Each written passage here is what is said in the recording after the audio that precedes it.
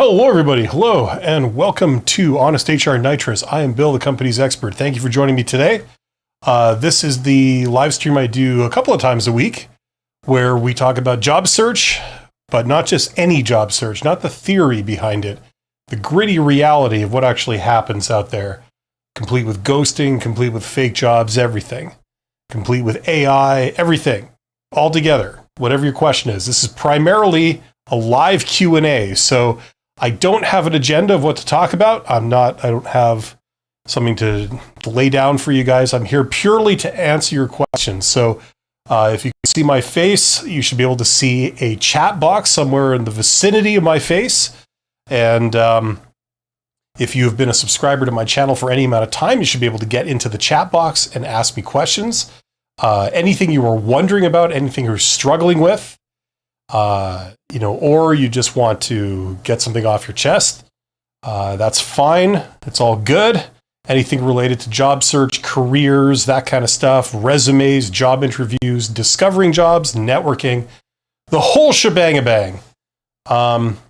Get in the chat and let me know. The title of this episode of Honest HR Nitrous, this is episode number 111, is The Hiring Game is Rigged. Here's How to Win. Live Q&A. So that's what we're going to be talking about. And a shout out, as always, goes out to my YouTube channel members. So you guys are awesome. Membership has its privileges. And also to my Patreons, you guys are awesome too.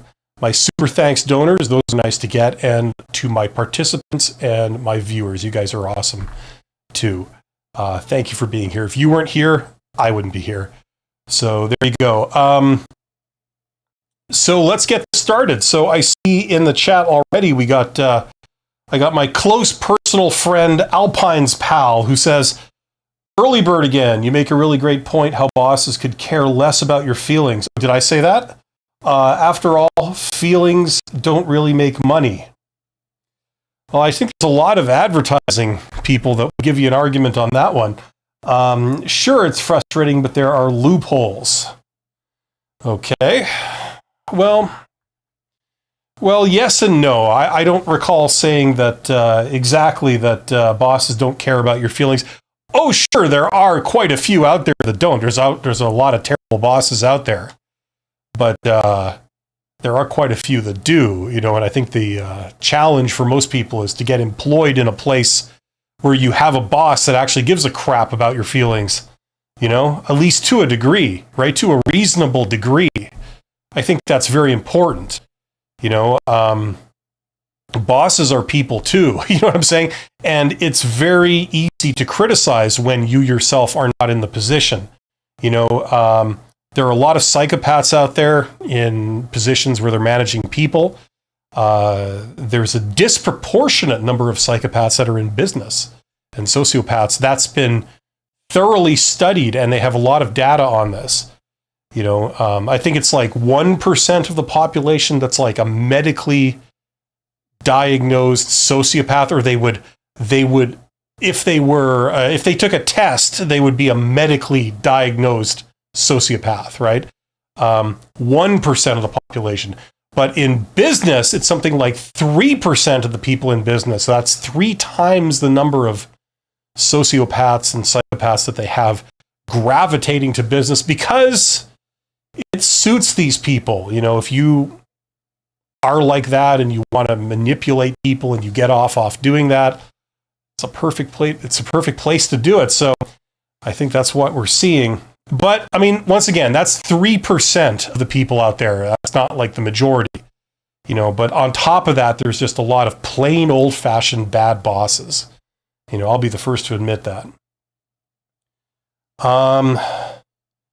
Petro says, greetings. Thank you for this live stream. I had subscribed as soon as I had found this channel and had already learned a lot. I have not gone for an interview in almost a decade. Holy crap. And I'm open to learn. Well, Petro, if you haven't been to an interview for a decade, that could be because you're gainfully employed and you're happy where you are, or you're being offered employment opportunities or other money-making opportunities without having to be interviewed for it. It's through networking. People know you, they know you're good, so they offer you something, or you've been out of work for a very long time. I'm not sure which one it is, but whichever one, if it's something you want to be doing, then you certainly can. If that is the case, let's get some interviews coming your way, if that's what you're going for. Alpine's pal says, I mean, as far as getting hired, to be more objective and not fall for the trap questions. Okay, was that to do with your last post about bosses not caring about feelings and stuff like that? Okay, Tong says, hey Bill, happy Friday, and to you too, my friend. Who should I be connecting to on LinkedIn? Do I need to have a network before I perform direct outreach? What is the psychology of receiving messages on LinkedIn? How can I look more credible? Okay, so as you can probably appreciate, Tong, it's not one thing, it's several things. For example, on LinkedIn, you can send messages, right? So obviously, one factor is knowing what to put in your message, right? That's definitely something you need to understand. What is appropriate to ask for? What is appropriate to say? What do people respond to and what don't they? Right? Learn this stuff, right? Okay? For example, as an example, if you sort of send someone a message, like think of when you yourself get emails, right? What would instantly be a turnoff to you and what would instantly kind of be interesting to you in the first line? Well, one of several principles is that if you start talking all about yourself and they don't know you, that's usually like an instant turnoff, right? Because nobody cares. Nobody cares about you if they don't know you, right? Even if they do know you, they might not really care that much. You know what I mean? That's human nature. That's what applies to all of us. That's how we behave with others, and that's how others behave with us, right? Have you got spam email where, it starts off saying, so I'm in the business of doing this, and here's all about me, and here's all about my product, and, it's like, and it goes on forever. Who gives a rat's ass about that? Delete, right? Somebody you don't know asks you for something. Hey, I think you need to give me a job because blah, blah, blah, blah. It's like, yeah, delete. I don't know you. Who the hell are you? Why would I give you a job? I don't even, that's not something I do every day, even if I am in a position where I'm managing people, right? The other aspect of it, another aspect I'm sure you can appreciate is that you also have a profile on LinkedIn, right? So if you send someone a message and they don't really know you, either you're a total stranger or you're like a distant acquaintance, probably one of the first things they're going to do is they're going to go to your profile. They're going to see, who is this person, right? Now, if it says like, oh, I'm out of a job, oh, like that kind of stuff, open to work, anything that you say to them is going to be interpreted from that perspective. Oh, here's somebody who's out of work and they're contacting me. Can you guess what they're going to be wanting? Even if they don't say it, they're probably going to be wanting me to hire them, right? Whether it's appropriate or not, whether that's possible or not, that's what they're going to be wanting, right? So that's another element of it, right? So obviously you pay attention to what's in the message.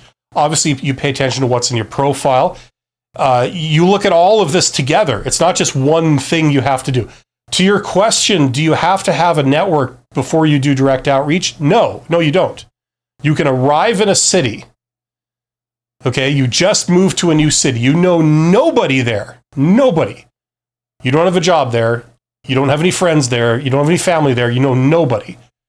And you can get on LinkedIn and you can start LinkedIn and Google Maps. You can start finding all the employers around you right? There's a lot of organizations around you that could hire you. They hire other people with the same skills as you. For example, if you're a fully qualified welder, there are companies around you that employ lots of welders, right? Like that's what I'm talking about. So you could find those companies all around you.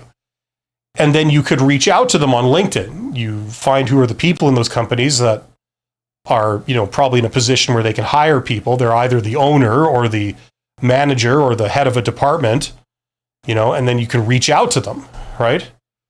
Okay, so you don't need to know those people before, but you just give a pitch. You say, hey, I'm a fully qualified welder. I specialize in doing this kind of thing. I live nearby and I know about your company and I know you guys do work in this area. I think that's fantastic. If ever you're looking for a welder, let me know, right? That's direct outreach. You don't need to know these people beforehand. Okay? So that's like the basics. Okay, now I cover all of this stuff in that course. If you want to learn all this with me, that's where you go. That's where all that stuff is, step by step, principle by principle, if you want to go there. Link in the description. But hopefully that gives you a bit of an answer here. Okay, we've got a lot of stuff going on here. Let's see. Okay, so that was Petro. No, was that Petro? That was Tong. Sorry, that was Tong. Okay, how can I look more credible? You just put all that stuff together.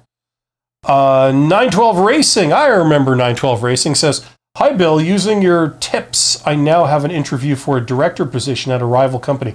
I think I'm going to hire Abby to conduct mock interviews and help me prepare. I'm scared but excited." Well, I hope it works out for you, 912 Racing. That sounds exciting, and I hope you get it. Don't stop looking. Like, it's great that you got this lead, but, don't just like set all your hopes on one lead. I hope it works out for you, but, keep trying to get others, And then if you keep getting leads at a steady rate, then it's only a matter of time before, something great comes along. So best of luck. Alpine's Pals. Yeah, it was about that. I think I failed a job interview with Karl Max. I was very careful until "do you have any questions?" went all out and didn't shut up, which lowered my chances big time. Yeah, I really have to do a proper video on that one. Like, do you have any questions for us? What do you say? It's every bit of performance as any other question they ask you in a job interview. The problem is that, they usually ask this towards the end of the interview, and people, like, their guard comes down. They think like, oh, okay, it's the end of the interview. They're prompting me for questions. So, okay, now I'm going to just let it loose. Everything I've wondered, no matter how weird, no matter how awkward it might be, I'm just going to say it. Do you mistreat your employees? Like, how much salary are you prepared to pay me? Things like this. And they hear these questions and they're still judging you. They're judging you on, like, you could ask them anything. So what you choose to ask them, they're judging you on that. Oh, you're asking about salary? Okay, you're only in this for yourself. You don't care about helping out. You don't care about being part of a team and belonging in a place. Oh no. All you care about is like how much you can get. Okay, message received. We understand you pretty clear, right? So that's the problem. So, the thing is, obviously you're going to have stuff that you're genuinely wondering about, right? You do need to know about, do they exploit their employees? You do need to know, about all these different things. Put it this way, if they give you an offer, then there'll be a chance to find out about that stuff later. You can get answers to those things later. But the strategy I recommend is get the job first, then worry about that stuff. If they don't offer you the job, then what the hell is the point of like getting answers for all these things if they're not going to offer you the job? Get the damn job, appear like the wonderful candidate that, says all the right things. So they offer you the job, and then you can find out about that stuff, and then make an educated decision on, Should you take it? Or should you maybe, it doesn't seem as promising, so you might decide to play more hardball with them negotiating, thinking it's no big loss if you don't get this, right? So yeah, that's every bit a tough question as any of the others when they say, do you have any questions for us? Everything they say to you, you're being judged. It's a performance. It's a dog and pony show a lot of the time. I mean, that's a very cynical way of looking at it, but that's essentially what it is.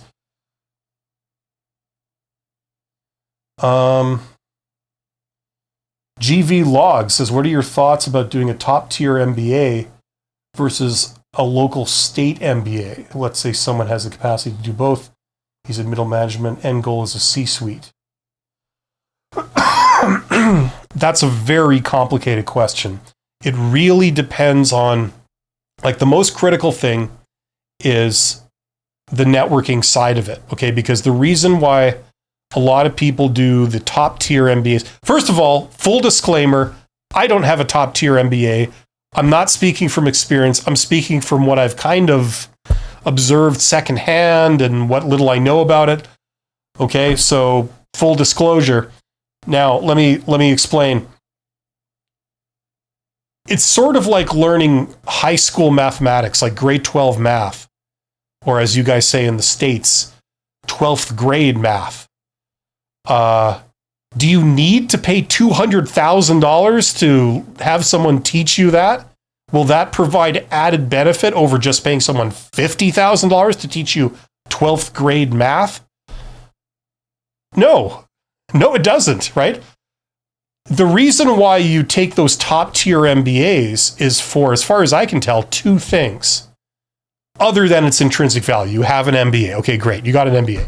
That could cost you 10 grand.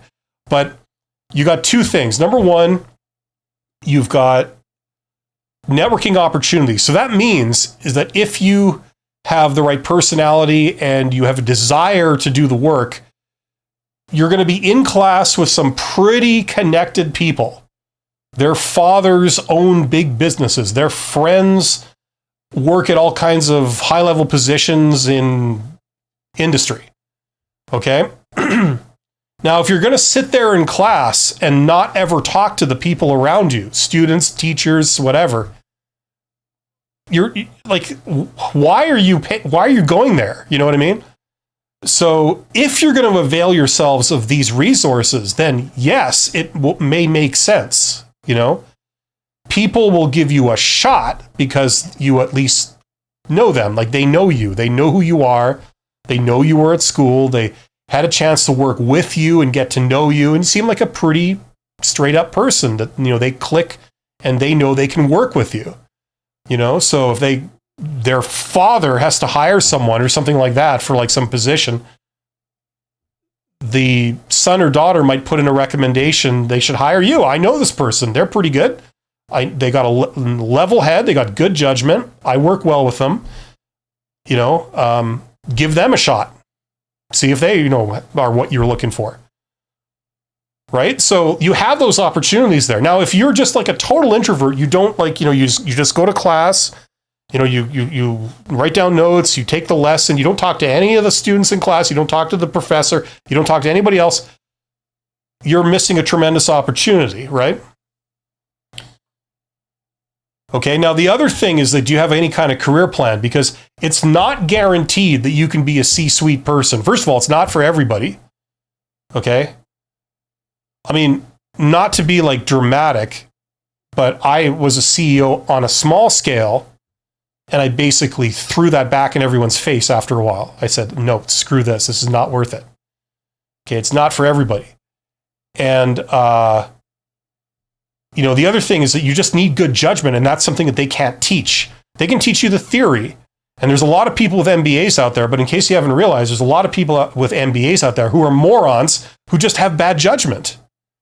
You could teach them all the theory in the world, but they still got silly ideas, I'm not a psychologist. I can't explain it. All I know is that I've encountered those people. And when you put them in positions of authority to make decisions and lead things, they don't do a very good job despite their training.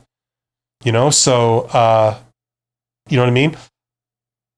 So the other thing is you need to understand business. And the other thing is you need more than just an MBA to like kick ass in some of these positions. You have to understand business. And the problem is there's too many people in high-level management positions that have never really been out of school. They've never built something on their own.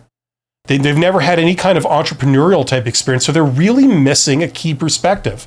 So you also have to do other things to get into those roles, right? So if you don't have that and you don't have that judgment, that's something that you would want to get, you know, even though that's not part of like a standard career path. You know what I'm saying? So how does this figure in? This figures into it. If you're going to go there, you're not going to network, then don't go for the, in my opinion, my personal opinion, don't go for the $200,000 degree because you're not getting a lot of value for that price tag. You know, the only thing that you're getting is you're getting the sort of reputation of having been to that school, which means that you paid a lot of money to get there.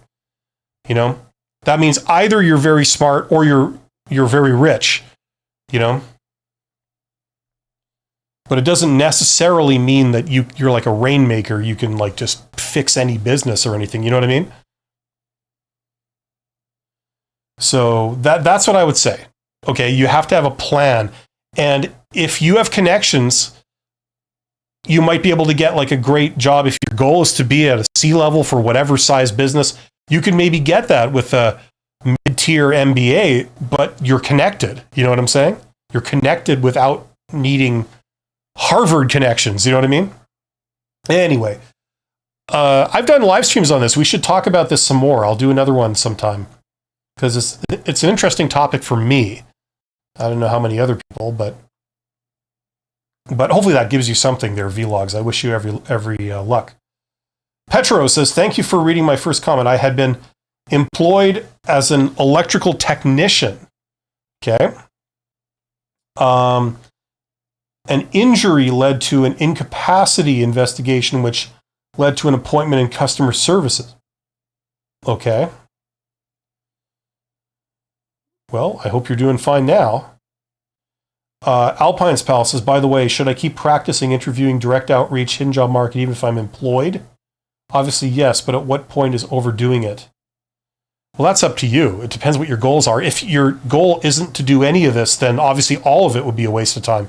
But if your goal is to improve yourself and to be able to climb the ladder, you know, when you get up into those higher tiers of management, certainly it's all hidden job market. It's all networking. You know, I feel like I've been explaining that the last couple of live streams I've done, where the idea is like, it's not about your skills or your qualifications. There's a lot of people that have got the skills and qualifications. The big question is, do they trust you? You know, when someone who owns a business or who is running a business on behalf of owners, and they're considering hiring you and putting in charge of like a division or an operation. That's like somebody saying, okay, you know, I'm going on vacation. Here's the keys to my house. You're in charge for the next 6 months while I'm gone. Right? Now, if you're trying to hire a person to fulfill that role, obviously you need someone who has skills. They can take care of a house, really.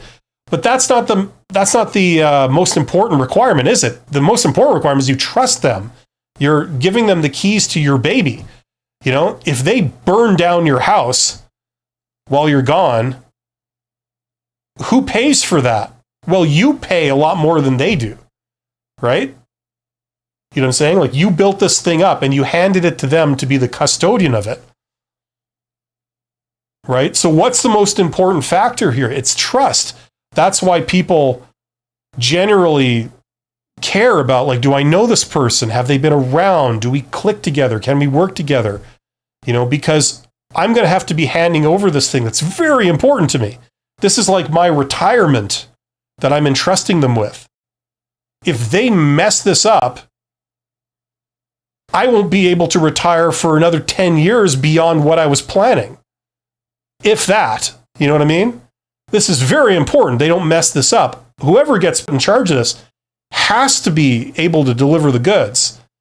There's no margin for error here. I can't just afford to take a chance on someone and then, oh, well, they didn't work out, so I'll just put someone else. It doesn't work like that. That's how it works with like the worker level stuff. But like for higher stuff, you could do a lot of damage in those roles. So trust is the number one thing. So, you know what I mean? Anyway, why am I talking about this? I was talking about this because Alpi Pal said, direct outreach, hidden job market. Like if you want to get roles like that, then you need to know about hidden job market stuff and networking. You just need to. You need to understand the importance of it. You need to respect it. Because a lot of young people, they tend to think, oh, that's all just BS. It's all just nepotism and, a conspiracy of some kind. It's like, no, it isn't. It isn't. Once you get older, maybe you'll see that. Maybe you won't. Some people don't. But generally, that's what it is. Right? So if you have ambitions to like get those kind of positions in the future or now or whatever, then obviously it's worth putting time into learning it and doing it.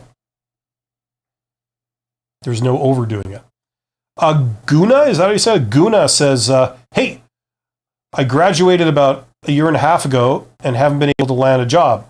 It's been tough without experience. Any advice on how to stand out or explain the gap without it sounding like an excuse?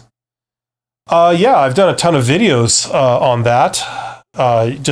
You could look up like how to get a job with no experience. First of all, there's at least two parts to this. The first part is that you do have experience because almost every single thing they want in an employee, like all the abilities, all the traits of a good employee, you have, and you have demonstrated it by being in school.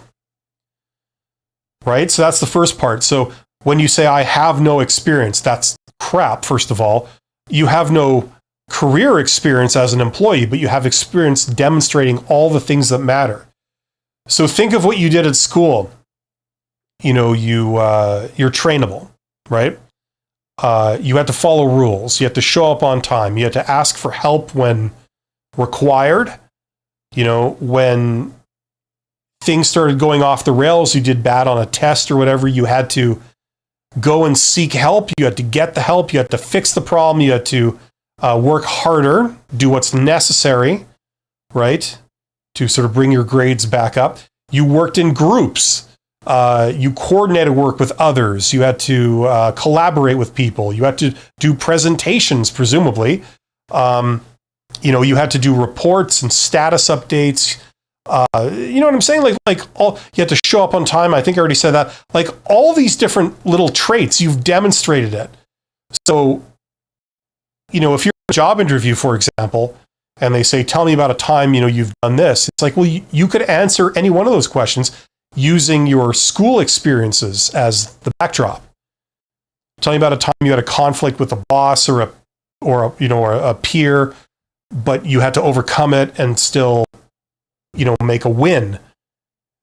I'm sure you could give examples of projects you worked on at school. You had a conflict with one of the members in the team, in the group.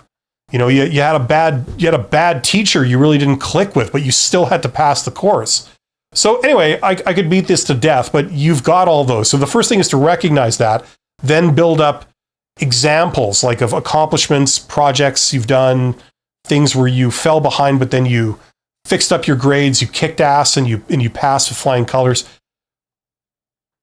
Make a list of those things, prepare those, and then use those examples in job interviews when they ask you about what you've done. Tell me about a time you've done this. Okay, that was the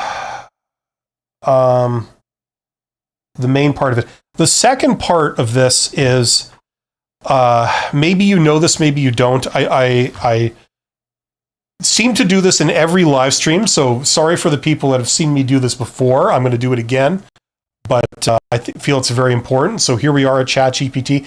I'm doing this to show that this is not coming from me. This isn't my opinion, and I'm not making something up. This is legitimate.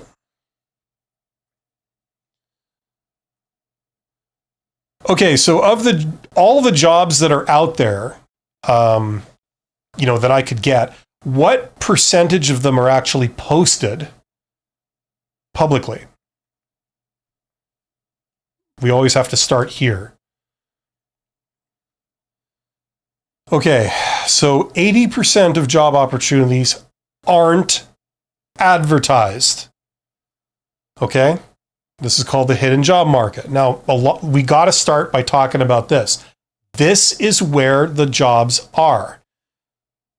When you go look online and you see all those job postings, right? All of those are only about 20% of what's actually out there. Okay? That's the first thing you need to understand. The other thing is that you've got something like 80% of all the candidates competing for those 20% of the jobs because they're not looking in the hidden job market. Okay?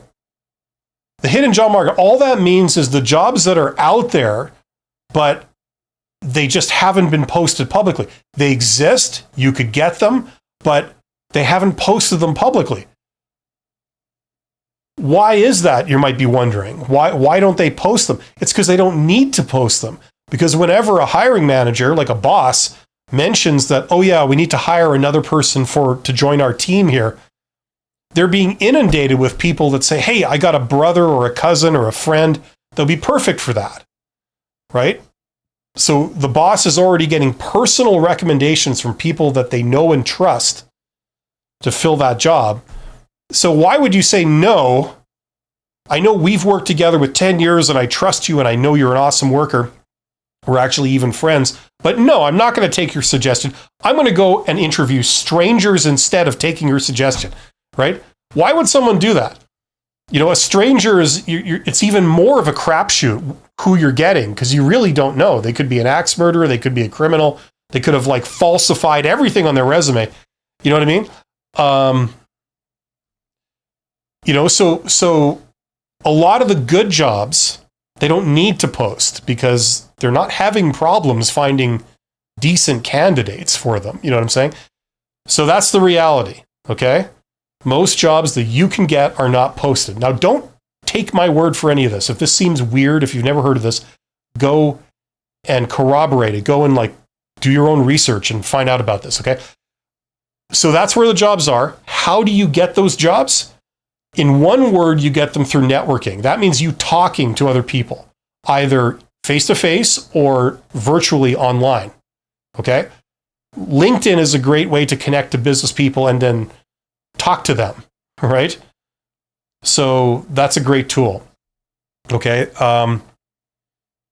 So you can get these jobs, they exist. And usually the reason why you get those jobs is not because you went head to head with 800 other applicants and beat them all hands down on a level playing field. It's because you're the only one that showed up.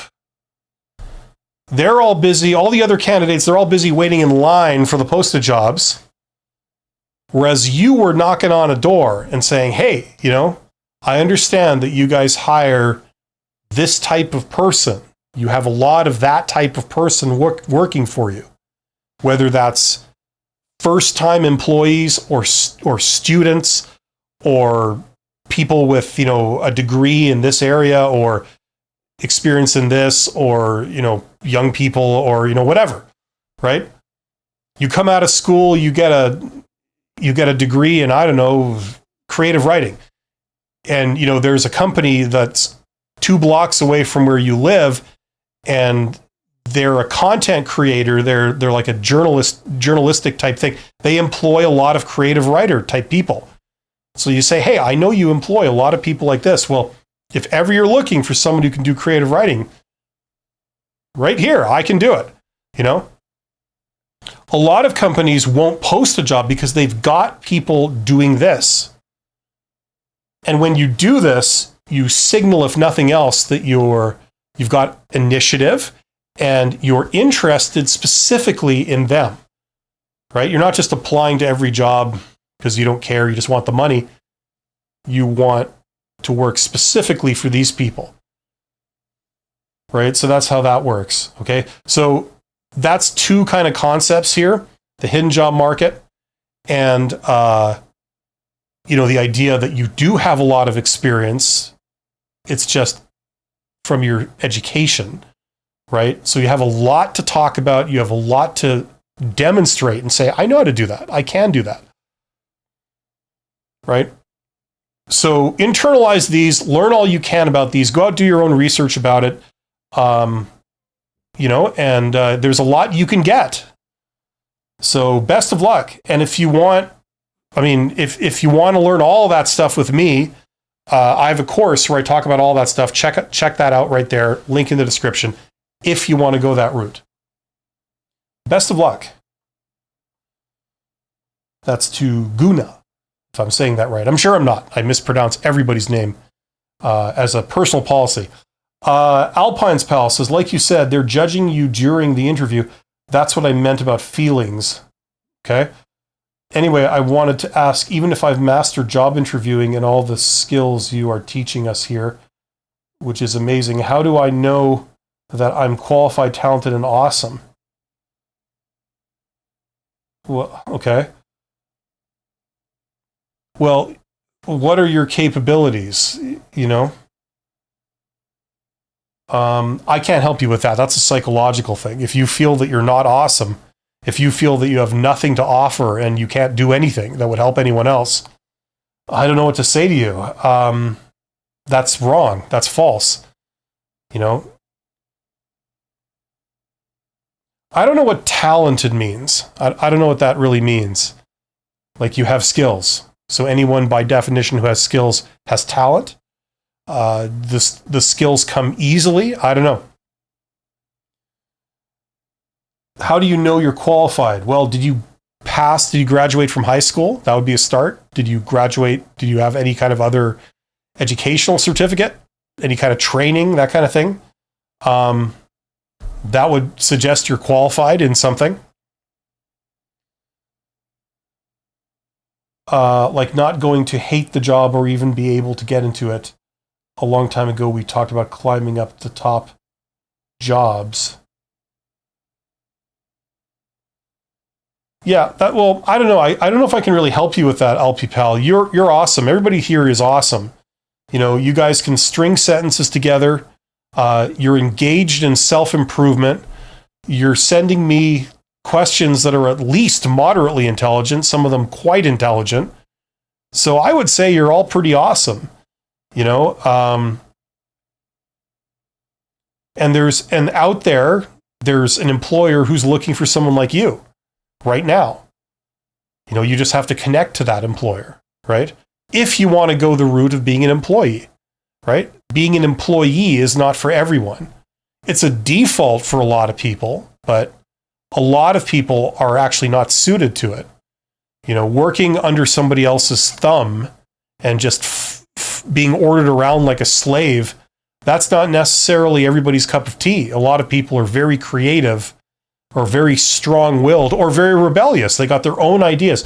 You combine a lot of intelligence with a sense of rebelliousness, you have all the makings of an entrepreneur. You go out on your own. You say, I see everyone doing this. Well, I'm not going to do that. I'm not going to follow the herd. I know better. And I'm going to put my money where my mouth is, and I'm going to go for something. I'm going to try this. And if it fails, I lose. I lose financially. I lose in terms of self-confidence and self-esteem, And I lose in the sense that I've wasted my time, in a sense, and my effort. I've worked like a dog to produce nothing. You know what I mean? So the stakes are pretty high, but if you know what you're doing, you can really clean up if you know what you're doing. You know what I mean? So working as an employee is not for everybody. It's good for most people to start out doing it, just to kind of do the default thing, see how it works, see, what's good about it, see what's bad about it. And then you have an experience base if you want to then sort of branch out and be an entrepreneur. Also, it can give you like a place to start in entrepreneurship. You could start, a lot of people start by like being a supplier or contractor. Telephone. A lot of people start by being a supplier or contractor to the place where they had a day job, you know. They have connections there. They know what that business wants and needs and how to make their life easier and stuff like that. You know, so there's some opportunities there.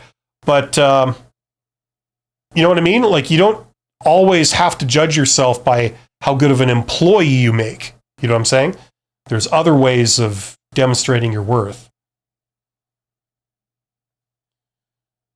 But as I say, I mean, I'm not a psychologist or a motivational speaker or anything like that. So, I mean, I can't really, not off the top of my head anyway, I can't really get into that.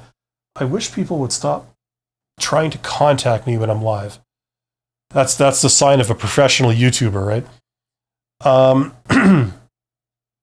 Petro says, I'm ready to grow and I'm open to go further in either electrical engineering or customer services because I live both and I'm working in the same company. I'm ready to grow as a professional. Yeah, I don't know about electrical engineering there. Never trust anyone in electrical engineering. You got to keep your hand on your wallet at all times. Worthless bastards to a man, really. So I don't know about that. Maybe customer services. You know, I'm not sure. Like industrial customer services, like that kind of thing. You know, if you're a technician and you're you're doing that kind of work. I mean, like, I've seen a lot of introverts with a technical background, either engineering degree or like a technologist. Like, what do you call it? Like a SEAL, or I don't think they have SEALs for technologists, but they're like fully qualified technologists. So they're a technician. I've seen some of them do fantastic at like industrial sales and stuff. You know, they're either doing inside sales where they answer the phones, or they're doing outside sales, because a lot of the people that they're selling to are technical people and introverted people themselves, like plant managers and service, maintenance managers, things like that, and so these types of people make amazing like inside salespeople, because you call them up and they're not trying to do hard sell tactics, but they know all the technical details of the equipment that they're selling or that they're assisting you with. It really boosts, confidence in the customers, and they can be very effective. Well, yeah, like I would encourage you to pursue that, Pedro. I mean, there's a lot of work in electrical engineering, even more so as we go into the future, because a lot more things are electrical as we go into the future. It's a very general trend.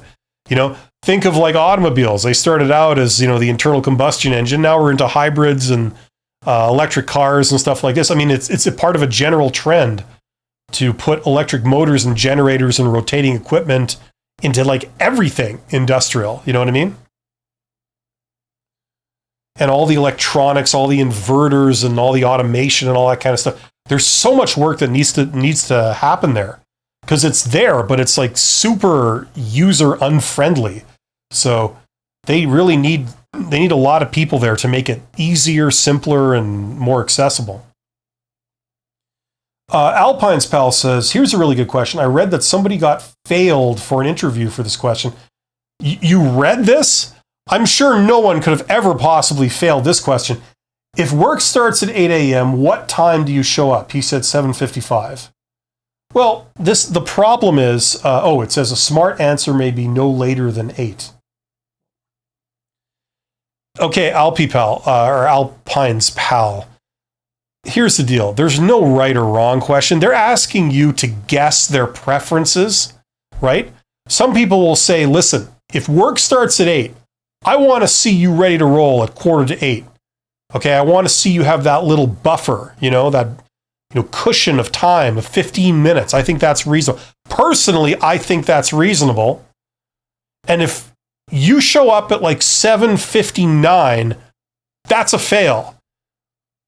Because what that means is that, if the slightest little thing goes wrong, then you're going to be late.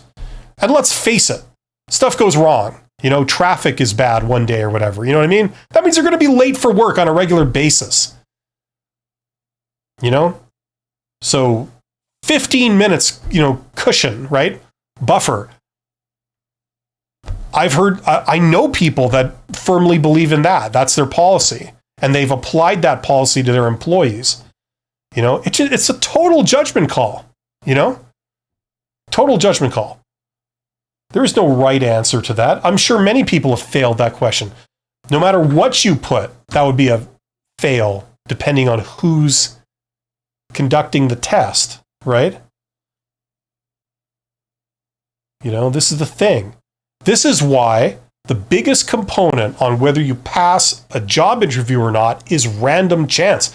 Because you're the same person, but these people have changed. You're interviewing with a different employer. You have no control over this person. You even know who they are.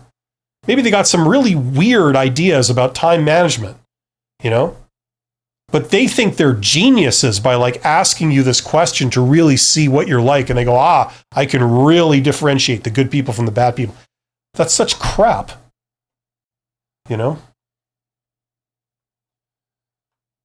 So don't internalize, okay, the right answer to this question is to say 5 minutes of, no, that's not a thing, okay? That's just this person's preference. I mean, I can play. You want me to ask a question? I could say, okay, you've got 4 cars on a lot. They're all candidates for your company car. One is gray, one is blue, one is black, one is yellow. Which one do you pick? Right? You pick yellow. I say, congratulations. That shows you've got a hint of personality, and that's what we like here. Welcome aboard. Next person says, yellow, are you insane? That's unprofessional, right? I would have accepted either black, white, or navy blue, whatever the other color was.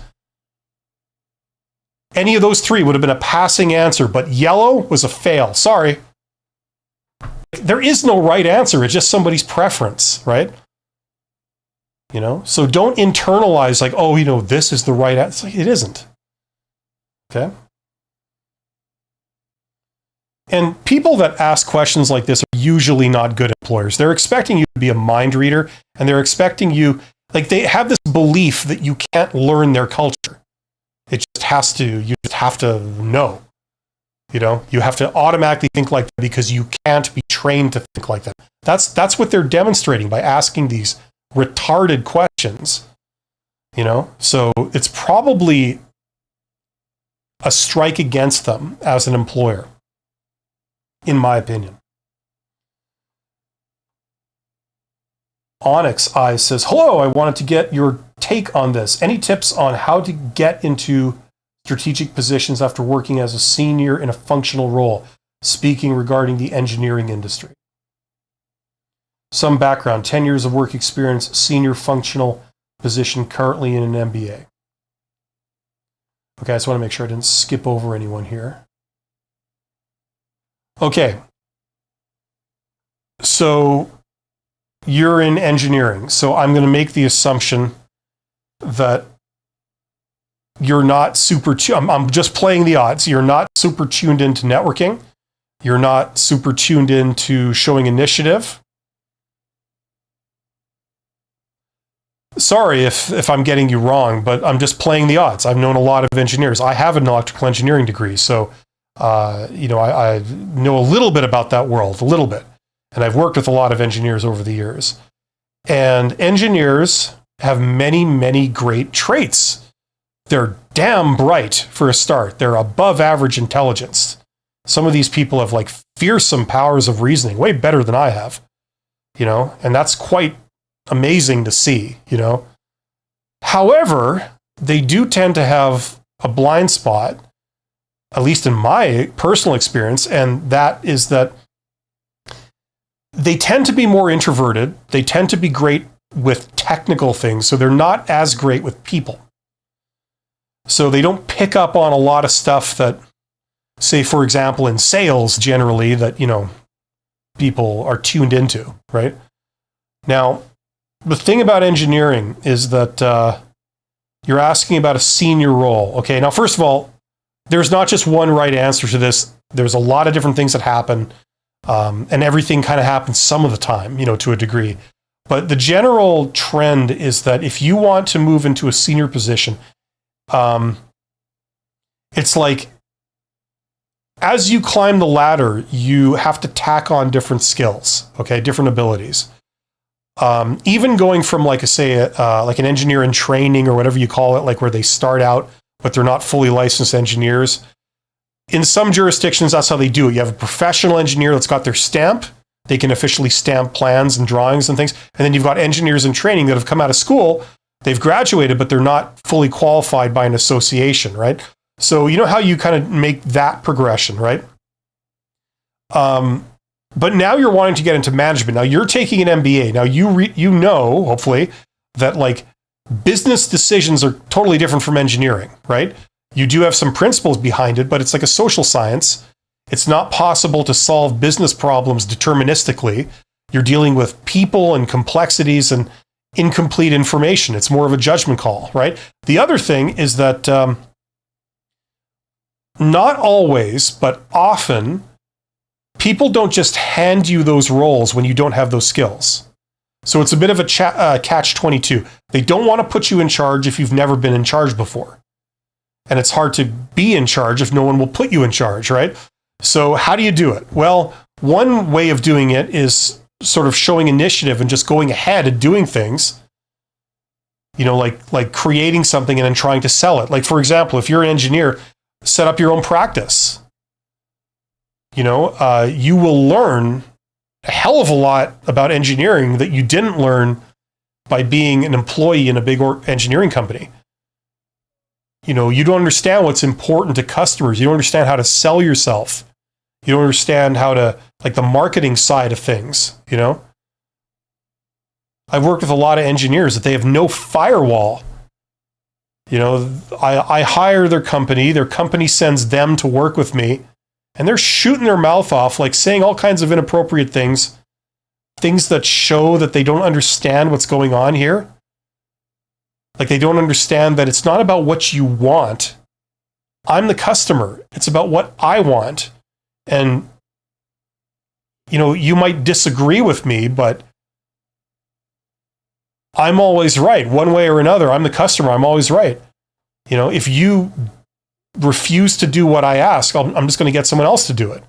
Like, you don't seem to understand that. You seem to think that, like, oh, you're working with me and that's how it is. Like, no, it isn't. You're here at my pleasure. Like, not to sound like an arrogant prick, but that's the situation. I need something done.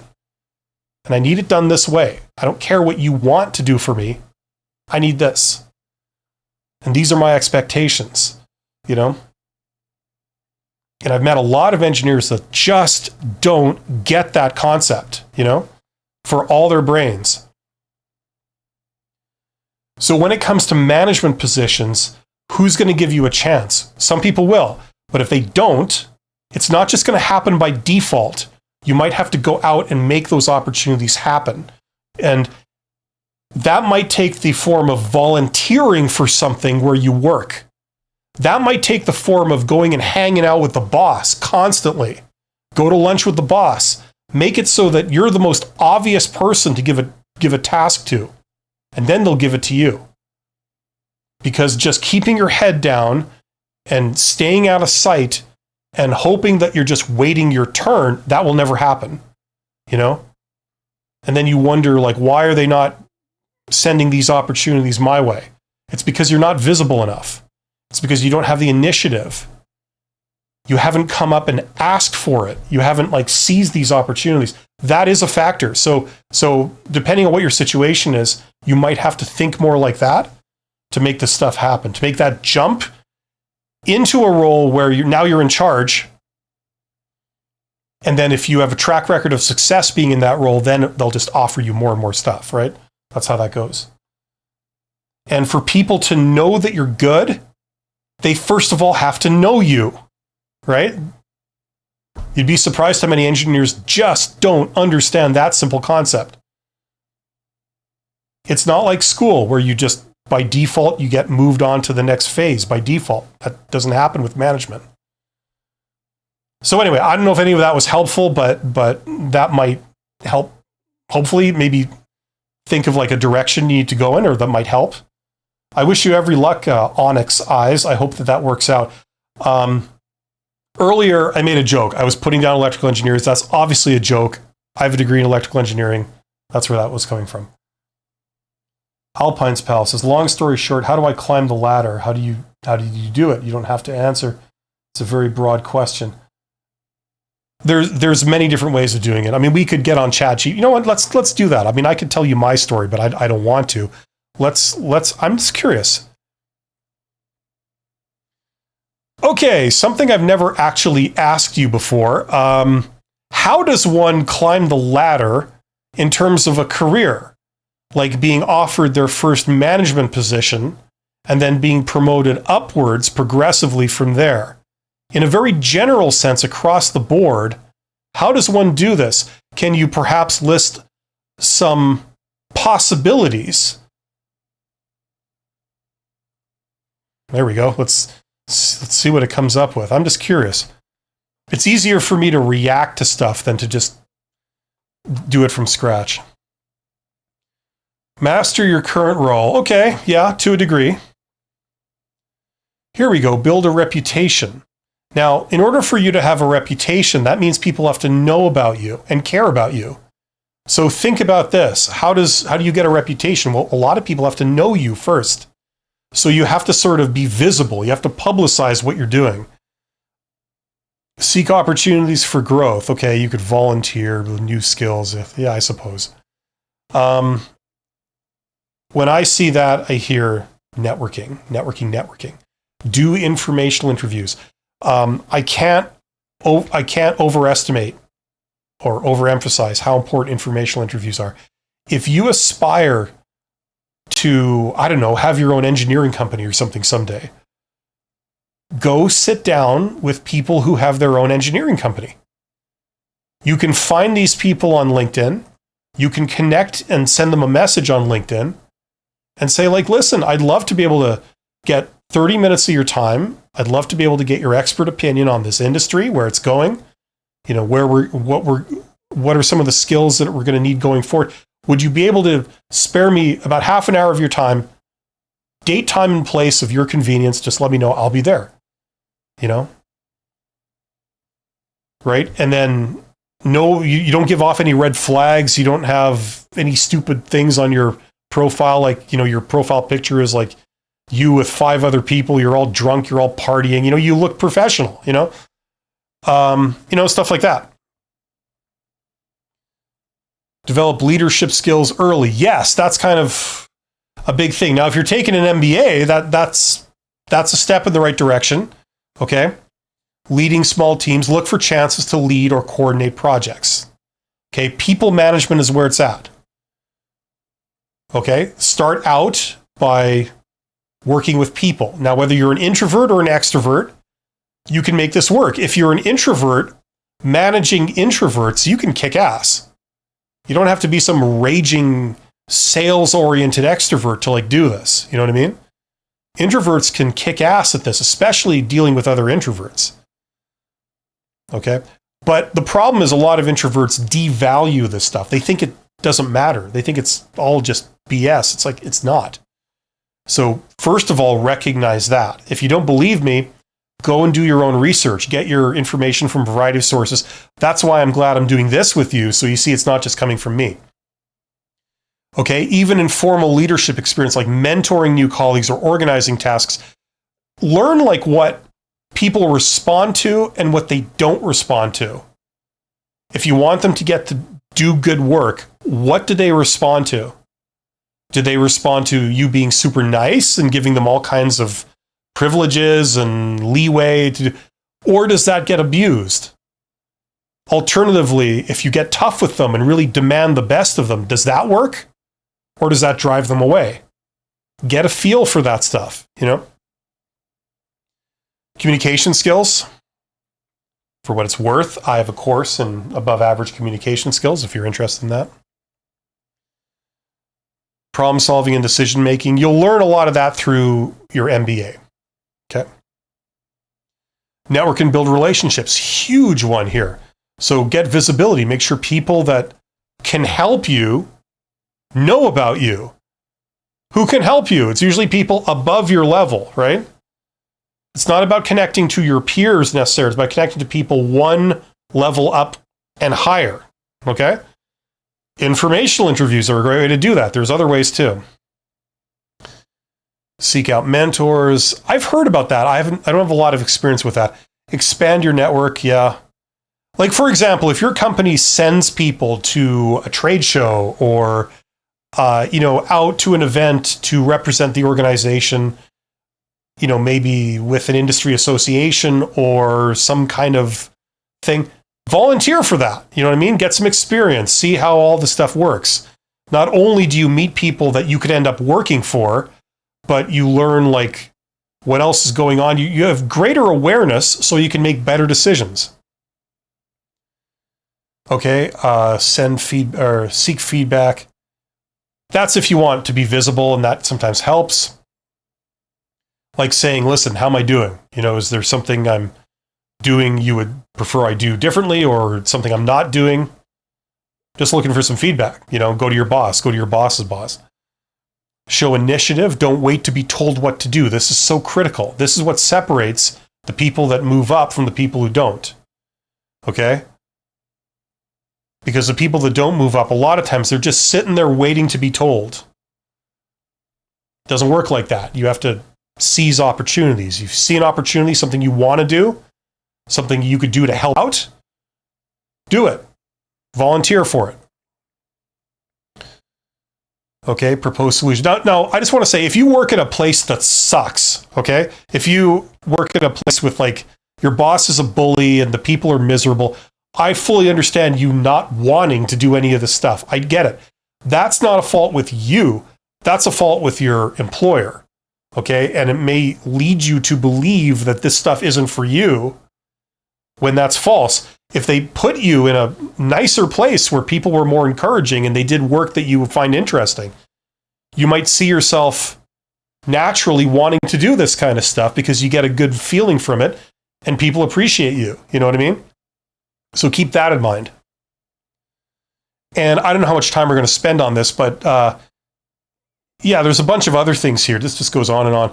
So the stuff I read so far is not wrong, Hopefully you've taken away enough of that it's somewhat useful.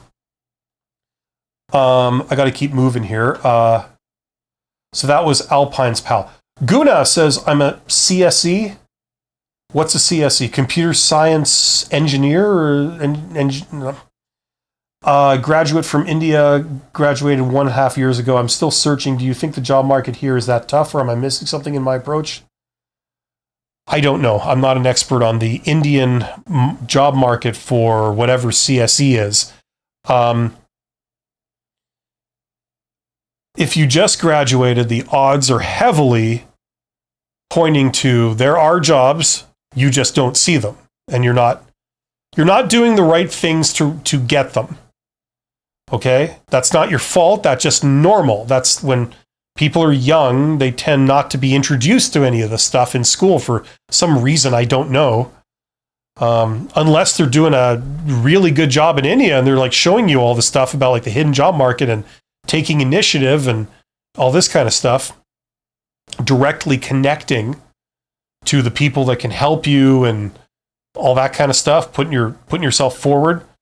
Unless they've shown you how to do that and you're doing that, I would say the way it usually works is you don't get hired because you're not doing those things. Once you sort of learn about these concepts and learn some of these techniques, then stuff starts happening. So learn all you can about networking and about that kind of stuff. That will help. It helps across the board, just waiting to be called, kind of like how school operated. Like, you're told what to do all the time and you're given rules and you have to follow the rules. The real world doesn't work like that. When you graduate and you come out to the job market, there are no rules. The only rules are like the criminal law. You can't kill somebody, But I mean, apart from Apart from that stuff, there are no rules. You can talk to whomever you want. You can contact whomever you want. You can say whatever you want. You know, some people choose to not do any of those things. They just stay silent. And then they're surprised when nothing really happens for them. The only things they do is they apply to jobs that hundreds and hundreds of other people are applying to also. So statistically, their chance of getting that job is like way less than 1%. You know, and then they wonder why nothing really is happening. You know, generally, if you're in competition with all these people to get a job, you're going to win not by doing everything that they do, but by sort of not following the herd, going your own play. I'm going to reach out to these people at these companies. You know, I aspire to be in their role. And I'm really interested in learning directly from them. I'd like to speak to them. You know, I mean, that's a start. Okay? Learn about networking, learn about direct outreach, learn about informational interviews, that kind of stuff. Even for internships, if you want to be selected for an internship at your school and you're in school, what I would say is, yes, you put in an application, right? But before you do that, go talk to the administrator that runs the internship program.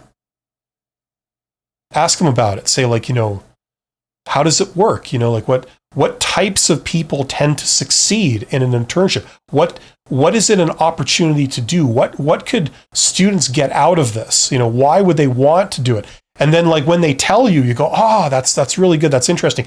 And then you know, you're interested in this kind of thing. Then go talk to the professors that are involved in the internship program. They either recommend people or they sit on the board that selects people, or they also do work in private, you know, the private sector for some of the companies that the internship program works with. You know, go talk to them. Go ask them the same questions. What can you tell me about the internship program? Like how does it work? And what types of people are you looking for? And who's it suited to? And, you know, this kind of stuff. And you're signaling your interest. You're signaling your passion. You're showing how you have initiative to do these things. And you ask them, does it make sense for me to apply for this? And let them say, yes, it does. I think you'd be good for it. You go, okay.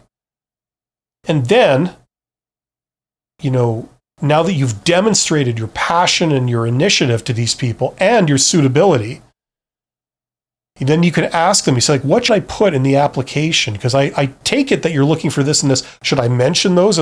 Maybe they'll help you. You know, that only serves to help you. They'd rather pick you than someone they haven't met that didn't do any of this. You know, that's how you get ahead of all the other people that didn't bother to show up. Okay, that's the principle anyway.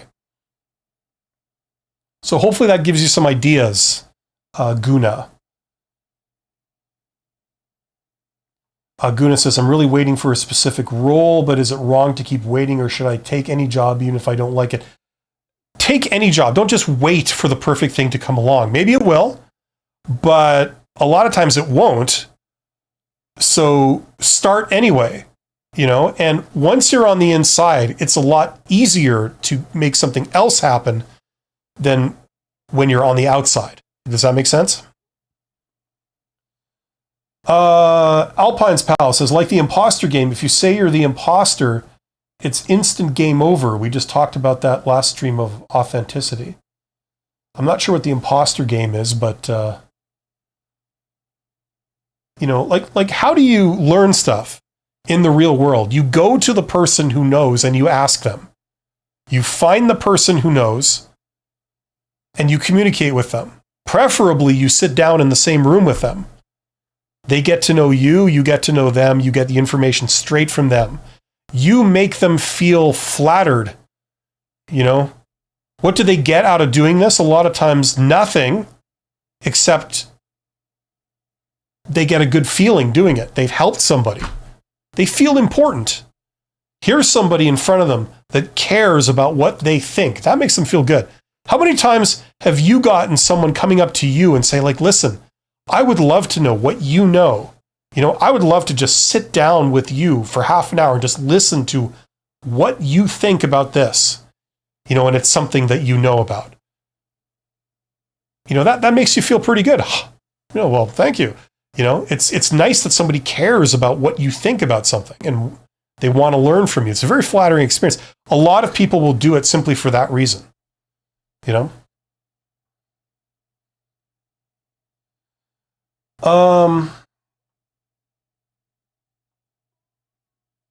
Alpine's Pal says, with interview questions in general, if they don't ask for an explanation, then it's better to shut up. Is that accurate? It's a judgment call. I mean, it is a principle, like the more you talk, especially when you go off script, then that's bad. Okay, it's like more attack surface for them to find fault, right? But obviously, this is a very nuanced thing. Like, if they're asking for like evidence that you can do something, it's good if you give them corroborative detail about, like, something that backs up what you're saying. You give an example. You give 2 examples. What's good is that those examples have been vetted. You're not just like talking off the top of your head. You've thought of examples for different things. You've vetted them. You've rehearsed them. And then when you go there for the interview, you're fully prepared. So if they ask you for backup to show that you can do something, you've got stories and accomplishments ready to go, Right? So like in that case, it's okay to give them some backup. You don't want to talk them to death, but if they need more than just like a very curt response, you want to illustrate, it's good to be able to pull out some examples to back up what you're saying. And that's a good thing. Onyx Eye says, yeah, I've been thinking about starting a contracting business or getting into something entrepreneurship, but the problem is it's a big financial risk. Well, it depends what you're doing. It doesn't have to be a big financial risk, Onyx. It's actually a fallacy that a lot of, especially service-based stuff, is expensive, because it's not. All you have to do is put out like a post on social media in the right room, in the right, congregation of people to say, hello, I do this. Anyone interested? It costs this much. This is what it does. Let me know. That really doesn't cost very much. Now, if it's like a service provider, I can draft engineering drawings for whatever, like if that's what you're selling your services to be able to do that kind of thing. Assuming you have all the tools to be able to deliver on that service, shouldn't be breaking the bank to like start doing this. You know what I mean? You don't need office space. You don't need a website. You don't need business cards. You don't need a patent. You don't need a company car. You know what I'm saying? Like those, that's all fluff. You don't need any of that. What you do need is just the right marketing message going to the right people, the people who would buy engineering services. Where are they? You find out where they are. And then you put out your message. Hey, I'm here. I do it. Where do people go when they look to contract engineering services? Is there a directory? Like back in the old days, people had like the yellow pages. So it was pretty simple. You put your ad in the yellow pages along with all the other engineering firms, and then whenever someone needs engineering services, maybe they don't have an existing supplier for that they always work with. They open up the yellow pages and here's all the engineering services companies here in the city. It's like, we'll try this one. Here's, I'll put this out as a quote. And it'll go to you, and you. Some people don't respond. Some people respond with a very expensive quote. Some people respond with like a very basic email, and then you kind of decide who you want to work with. And if you go to that crowd, it can be very useful to just use the line, look, just give me a chance. I know we're new. I know we don't have like a lot of experience working together, but just give me a chance.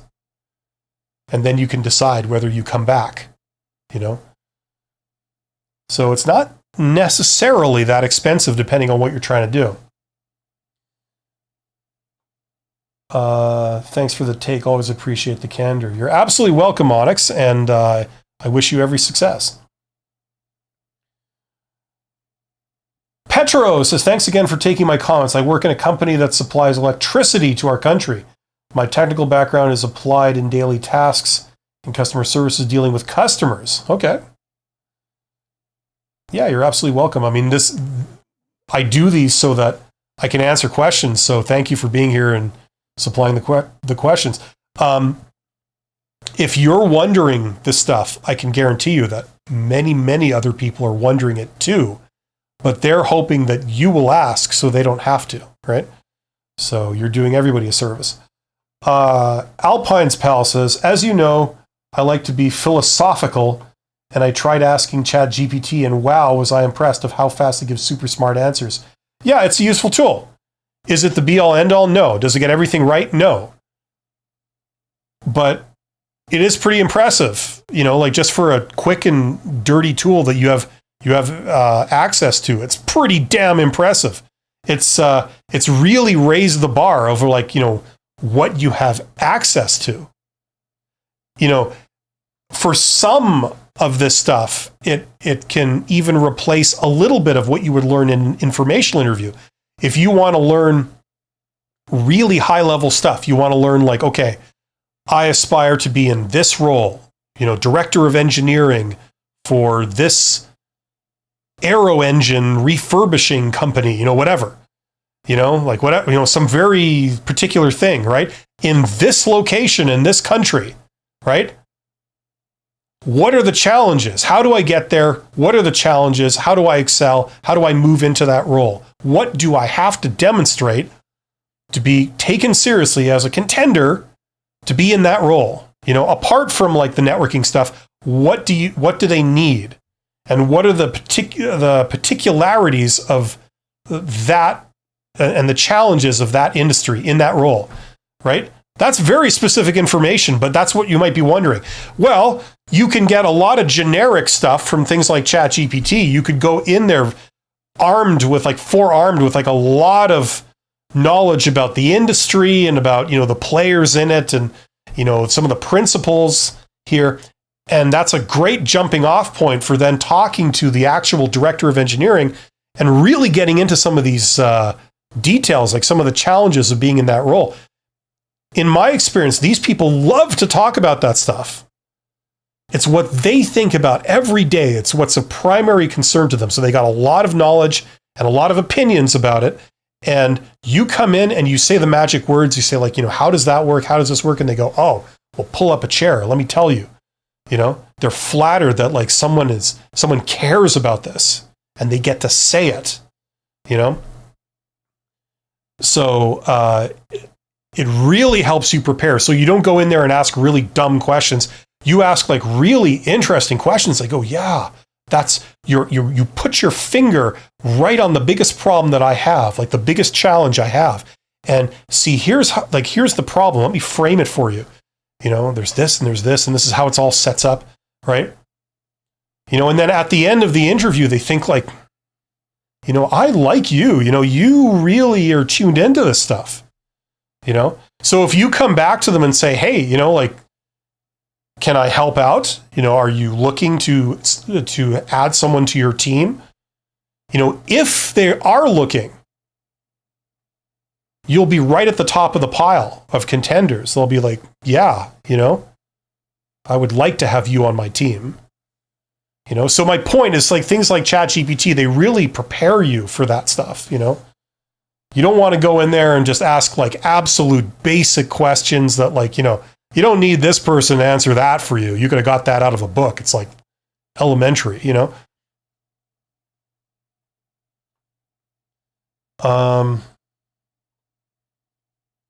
Yeah. Alpine's Pal says, that's actually really good insight. Instead of asking directly for a job or tell me how to start a business, earlier we talked about how to ask a question and follow up in 10 days and build a small, soft relationship. That just jumped on me again. Here we go. Yeah, I suppose. How do you say this? Parafueros says, "Hey Bill, thank you so much for all the information and for keeping us company today. Listening to your advice is always really pleasant." Well, thank you. I hope it's not in any way overbearing or off-putting, because I can tend to go a little too intense for some people. So, and monotonous. I don't put a lot of pauses. It's just one big long blah, blah, blah, blah, blah, for like 2 hours. But thank you. I appreciate that. Alpine's Palace says, that actually answers my question of how do I know I'm awesome? By educating myself on the stuff and find my own talent, know how to sell my talent to make money. You know, the great thing about making money is that you don't have to answer to anybody. Who cares what other people's opinion of you is if you're making money? Like, I'm assuming it's all above board and it's legal and you're not doing anything unethical or anything, but you know, you're making money. You are a success. You don't have to answer to anybody. It's like an introvert's wet dream. You know, it's an introvert's paradise, right? It's like a self-validating thing, right? You know what I'm saying? So depending on your personality, that's also a great thing about it. You do something on the side, you make money with it. It shows some potential. You might even take the plunge and quit your day job and then just do that full time, make even more money. And then you don't report to anyone. You don't have to answer to anyone. You do entirely your own thing. You know, that's essentially been my situation for many years, working as a consultant and then having like a YouTube thing on the side. You know, it gives you the freedom to do that. And a lot of people, for a lot of introverts, that works out perfectly. You don't have to deal with annoying people, you know?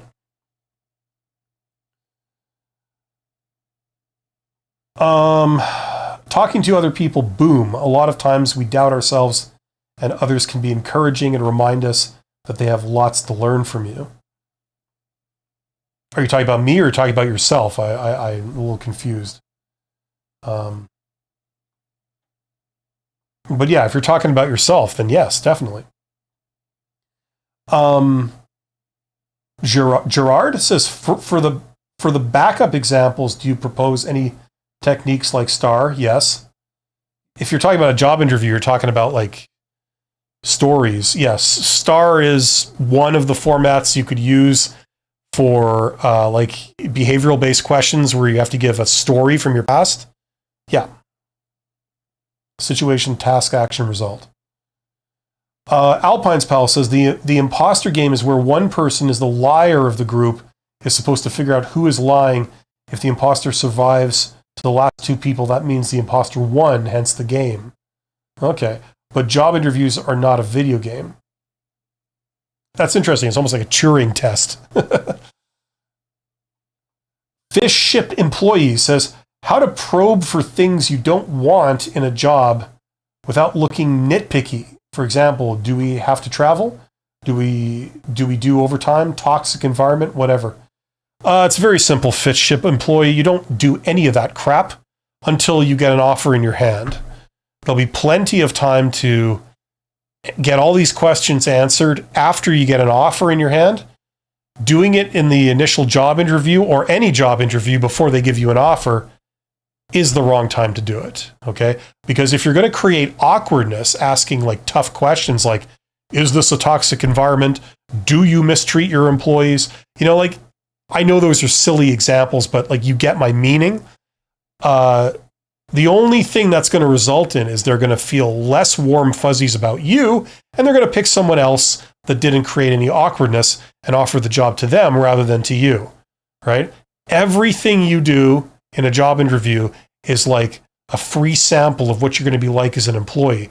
And if you put them on the spot and ask them questions they can't really answer, and like, first of all, maybe you're not suggesting this, but I'm saying hypothetically, if you were to ask them like, is this a toxic environment? First of all, even if it is, and they agree it is, unbeknownst to you, they're looking to leave because they hate it there. They're not going to say, yes, it is. This is a toxic environment and you should run screaming from this room. You know what I'm saying? They're not going to say that. So you just put them on the spot. They feel uncomfortable. They can't speak freely.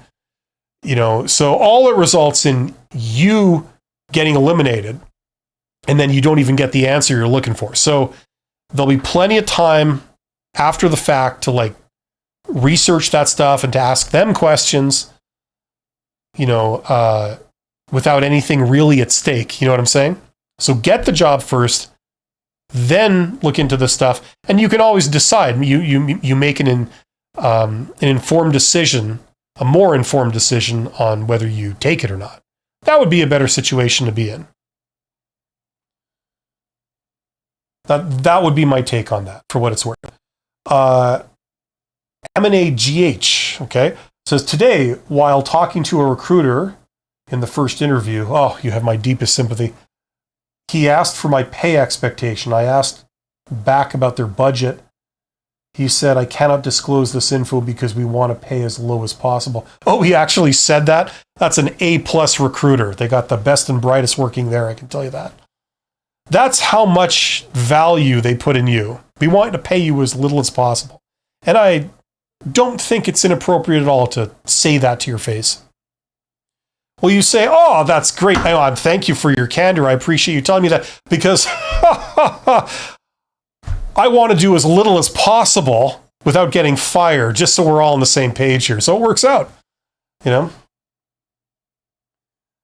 was that? Oh, that was who was that? That was Anime GH. Yeah, so that's wonderful. Alpine's Pal says, I mean you in the second person point of view, not me or you specifically, but anybody. So one does this. One drinks one's water. That kind of thing. Always refer to yourself in the third person. That way you'll be more relatable. And yes, that includes you. You're awesome, Bill. Me? Well, thank you. Thank you, Alpine's Pal. And I think your name is awesome. It just rolls right off the tongue. The way English used to be was you was the fifth person, like you plural, right? But you singular, like second person singular, that was thee. So thee, thy, thou, or that was the second person singular. And you, that was reserved for you plural, right?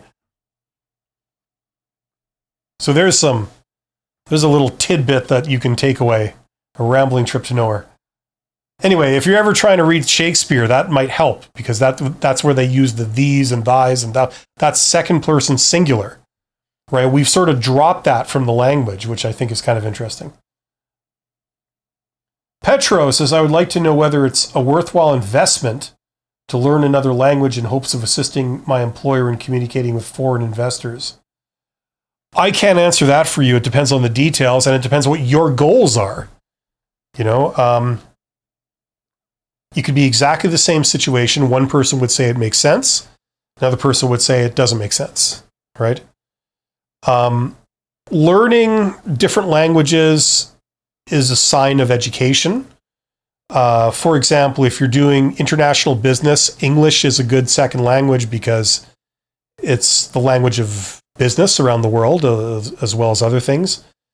If you're going to be doing business in Germany, for example, it might make sense to speak German, Then you can go work for Siemens, and companies like that, Rheinmetall. So it really depends on what your goals are. But if your goal is to work internationally and maybe get jobs in other countries and stuff, then obviously it might make sense. Anime GH says, then I just gave a random amount and his next question was how much I get at my current role. Yeah. Well, listen, Anime GH, there's standard ways of answering all these questions. For example, when they say, what is your current salary? What I and a lot of people recommend is you say, well, I actually have a personal policy of not disclosing that because there's privacy and confidentiality issues. I'm sure you understand. You know, it's like they don't have the right to that information. What you do with someone else is none of their business. The reason they ask is because a lot of young people, especially, will give them that information. Oh, then they ask you for your credit card number too. I mean, do you have to give that to them just because they ask? No. And this is the same thing, right? The reason they ask that question is because they have absolutely no idea what you're worth. So they're going to peg your value to what somebody else paid you, rightly or wrongly. You know what I mean? It's a very lazy way of trying to see, you know, what someone is worth, right? And then, you know, the other question they asked you, what are your salary expectations? Or what are your compensation expectations, right? The way you answer that, the very short version is you try a couple of standard techniques to like avoid giving an answer. You say, oh, it's too soon to say, right? You know, you can try that. They say, no, we really need to know. You know, sometimes when you say, oh, it's too soon to say, you know, maybe when I learn more about this job, we could maybe get into that. Sometimes they'll just be like, okay, and then you just move on, right? A lot of times they won't. The next thing to try would be throwing the question back at them. I think you tried that, right? Where they say, no, we need to know how much money you expect. And you say, okay, well, this position has been publicly posted by your company. Therefore, it must have been approved, including the salary range. That must have been approved. So, can I ask what it is? You know, you throw the question back at them. And then whatever they say, they go, oh, somewhere in this range, you say, works for me, right? And sometimes they'll leave it at that, right? But other times, if they really want to play hardball, they say, no, we're not going to tell you, you know, how much this job pays. They'll make up some absolutely insulting excuse. They'll say, oh, we don't know. You know, oh, yeah, I am recruiting for this job, but I don't know what it pays. You know, yeah, sure. They'll make something up that makes absolutely no sense, and then they'll still press you to give your number. In which case, if they push you into a corner, you never give a number. You just give a range, a wide range, where they'll, you know, anything from this number to this number, somewhere in there, that'd be fine.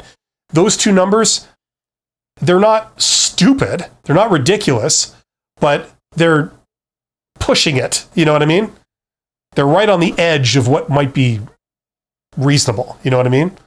So I don't know, somewhere between here and here, somewhere in there, I'm sure would be fine.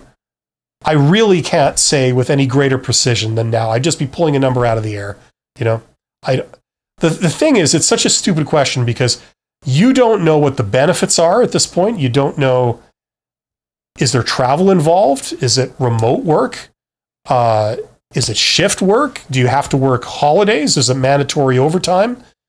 You know, there's so many things. Like, how many sick days do you get? Do you get any bereavement days or personal days? Is that part of it? Is your boss a jackass? You know, like, is there travel involved? You have no idea. So it's so stupid for them to say, like, you need to tell us how much money you need. So that's how you answer. You try and get out of it, and then you give a wide range. It's very simple. I've done videos on this. A lot of people have done videos on it.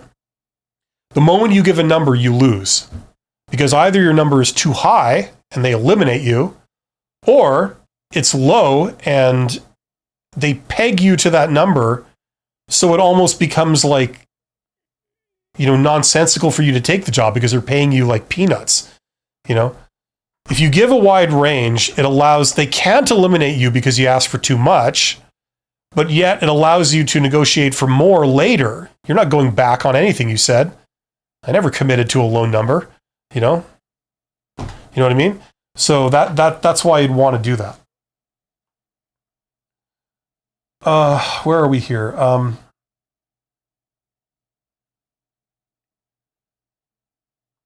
Duma Vadame 109. That sounds very continental. I have a question. I've run into 2 separate stores looking for hires, but they've both acted the same way when I put my info in for them. Weeks on end and no info, and anytime I show up to ask for info, it's either, sorry, our boss is not in, or on vacation, or we haven't heard back from the company that manages the hiring. Is this a case of ghost jobs, or is it something else entirely? It's impossible to say for sure, but it doesn't matter. It amounts to the same thing, and that is, it's a no. One way or another, it's a no, okay? So that's the language they use, okay? In their language, the language of recruiters, that this means no. This is what a no sounds like. They're not going to tell you no because then people get mad, right? So they're going to say any number of non-committal, seemingly logical things that basically amount to a no, right? Now, every once in a while, you get like it's a legitimate case where their boss actually is on vacation, you know? There's no way to tell if that's legitimate or not. But this is exactly what a no sounds like. In order to be sure if this job means a lot to you, just follow up in like another week or 2, and that's all you can do, you know? But I wouldn't worry too much about it. There's a lot of stuff out there. There's a lot of opportunities out there. Instead of beating your head against the wall with these people where it doesn't look like it's going anywhere fast, stop worrying about this and instead start looking at where all the other opportunities might be and pursue those, okay? You need to move on, move forward, rather than stopping and always looking back. You know, why aren't they calling me? Why are they not getting back to me? That's what you don't want to do, because not only is that not productive, but it's not great for your mental health either, you know? So always be moving forward. Find new opportunities, put yourself in for them. That's hopeful and it's productive.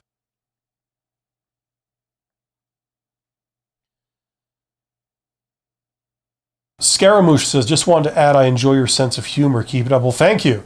Yeah, I try to have a sense of humor. You got to try and, you know, make life enjoyable somehow and laugh at just how ridiculous all of this stuff is. Especially if you're between jobs. You guys know firsthand just how ridiculous everything is. I mean, it's like life is playing a joke on you and on itself, you know? Just how silly everything is, how nobody can communicate and say what they actually mean, how what to do is like totally not obvious. You know, no one guides you, nobody tells you here's what you do next, you know? It's just a total free-for-all. How could you not laugh at this, you know? It's like a cosmic joke on all of us. And then you die. It's beautiful. But I got good news, and that is that it's very, very temporary. So that's the thing that makes it bearable. Okay, it's going to be over soon for each and every one of you. You don't have to worry. Just do your best. You know, the harder you work and the more you learn, the quicker it'll happen. Alpine's Pal says, my battery is low, but I got all my answered questions. Got to go. Thank you so much. Things are making more and more sense. Good. Have a great weekend. And I see you say that too. Yes. I'm going to be signing off too soon, actually. But absolutely. Thanks for all the questions and stuff that you sent in, Alpine's Pal. Parafueros says, has any movie or film series influenced the way you approach your work? I don't think so. I mean, there are a couple of good films out there about business. They're probably one of the better ones is the one they did on Enron. They did like a couple of things on Enron. What was it called? The Smartest Guys in the Room. That won like an award. Like was it a Academy Award or something like that? So check that out. Like the biggest case of corporate fraud in American history up to that point. So it came out like 20 years ago, but it's called The Smartest Guys in the Room, and it's about the Enron scandal. So that's actually pretty good. But in terms of like, do I get my business knowledge from movies? No, I don't. You really want to be wary of that, because there's a lot of silly movies out there. Anime GH says, especially when he refused to give me their budget, the next question was right away how much I get. Then he got offended because I said I can't disclose that info, same as his answer regarding the budget. Okay, Anime, here's what you do, okay? When you answer these questions, where essentially you're saying no, like, they say, tell me how much money you need, and you say, no, all right, have a smile on your face. You say like, well, unfortunately, I can't give you that because of privacy and confidentiality concerns. I'm sure you understand, right? And then if they get all like, offended and go, oh, huffing and puffing and all this kind of stuff, I've never been spoken to that way before, that's kind of thing. Who is your manager? I'm going to call your manager, whatever reaction they might have, right? Some kind of Karen reaction in a man, which is wonderful. You give the same answer again with a smile on your face. You say, well, as I mentioned earlier, unfortunately, I can't give you that because there are privacy issues and also confidentiality issues. Like I said, I'm sure you understand, and then you practice this, right?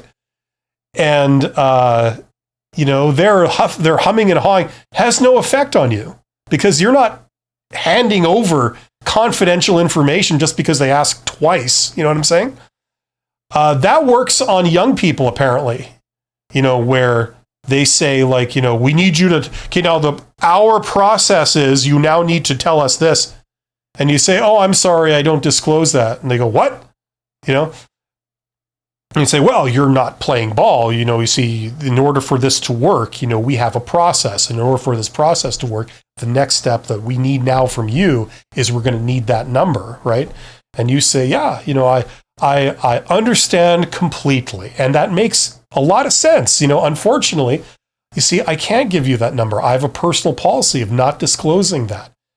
There are real issues at stake, and so I'm unable to give you that. I'm sorry if that's inconvenient, but I'm sure you understand. It's just a normal thing. And you know what I mean? And you're just unfazed by all this forced, what's the word? Like where they get offended, this forced offense this drama act that they put on, You're not playing ball. I'm trying to enslave you, and you're like not complying, So that's how you deal with that stuff. Unfortunately, it takes a little bit of practice because, in the moment, emotions can run high and, things like this. But rehearsing this helps. That's why some people get career coaches. I'm not a career coach, so I don't do that. But other people, like they'll hire like recruiters and other people that will do interviews, pretend interviews with them and work on this stuff. And that's some of the stuff that you can practice. And so you can wheel that out whenever they put you in an awkward position. You know exactly how to respond, and you've rehearsed it several times. It's a very empowering thing when you realize this stuff. Same with like if you go into a negotiation and you understand like, okay, if I get like a bad response to this, that's okay. Here's what you do, and that stuff really helps. Where did we leave off here? That was anime. Duma says, okay, thank you for the info. It's appreciated. What do I do to expand my second job searching if my skills are limited? I have about 7 to 8 years of experience in a customer service security, but a lot of jobs I've applied to won't hire me due to conflict of interest, and it'd make it hard to look for other things at the moment. Well, I can't speak to the details of what you're dealing with there. look, all I can say is, first of all, learn how to go after posted jobs, okay? Like how to do applications that maximize your chance of getting an interview, and then learn how to do the interviews that maximize your chance of getting an offer, okay? And then learn about networking.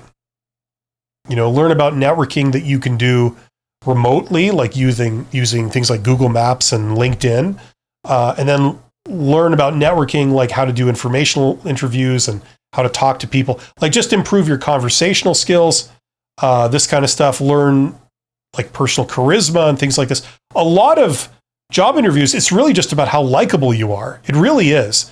After you cut through all the crap, it's really about, they end up hiring the person they like the best. It's just that simple. You think it's this highly intelligent technical thing where, we assess people on like multiple levels, and then, it's all about the value and how much money we pay you and the value you can generate for us. It seems very intelligent, right? And then really at the end of the day, all they do is they hire the person they like the best.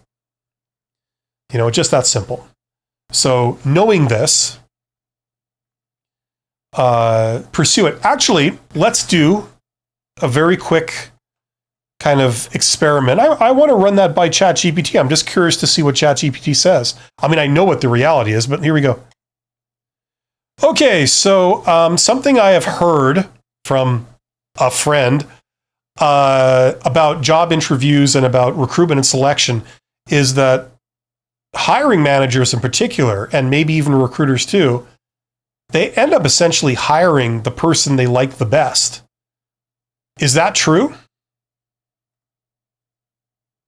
Let's see what this says. Yes, it is partially true. Okay, interesting. The hiring managers and recruiters sometimes hire the person they like the best, but it's more nuanced than just a matter of personal preference. Ooh, cultural fit. That's great because that can mean anything you want it to mean. Biases. Same with biases. Unconscious biases. Yeah, that's true. Forgetting about the fact that you're selecting someone based on your personal opinions. Like, how does bias come into that? The whole thing is a bias. You happen to place value on this, and that's demonstrated by the fact that you interview one place, you essentially gave the same interview with the same resume. They reject you. You interview with another place, you're essentially the same person with the same resume, you give the same answers. They hire you. It's like, obviously you haven't changed, it's them. Yeah. Comfort level. Well, isn't that the same thing? They like you, they're more comfortable with you. Trust and confidence, same thing. When I likes a candidate, might translate to them feeling more confident. Yeah, well, okay, we can really dissect what like means, I suppose. But it's not all about likability. Skills and qualifications matter. That's true, okay? And I want to follow up with this. Structured interviews and assessments. Okay, yeah, if they're going through skill assessments. Oh, everybody's favorite thing there. So is it true? In many cases, likability does play a role. Well, one thing I'd like to follow up with and just say that for the candidates that are brought in for an interview, that are selected from the applicants, anybody brought in for an interview on paper should be qualified to do the job, right? Or else it doesn't make any sense that they would be even interviewed in the first place if they are simply unqualified to do the job. Is that not true? I'm just curious to see what it says.